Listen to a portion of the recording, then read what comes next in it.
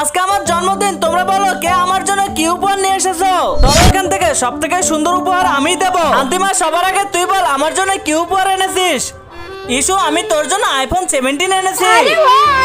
আজকে ইস্যুর জন্মদিনে সব থেকে সুন্দর উপহার আমি দেবো। এবার রিয়া, তুই বল আমার জন্য সুন্দর উপহার কি এনেছিস? ইস্যু, আমি তোর জন্য সোনার একটা সুন্দর চুড়ি এনেছি।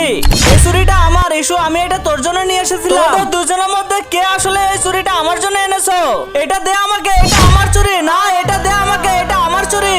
দে আমাকে এই সোনার চুড়িটা। এটা আমি বিল্ডিং থেকে ফেলে দিয়ে ঝগড়া সব খতম করে দেবো।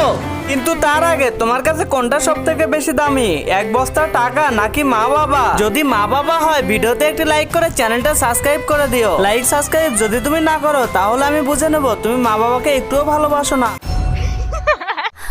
ইস্যু, তুই আমার সোনার চুড়িটা ফেলে দিয়েছিস, আমি তোর সাথে কথা বলবো না।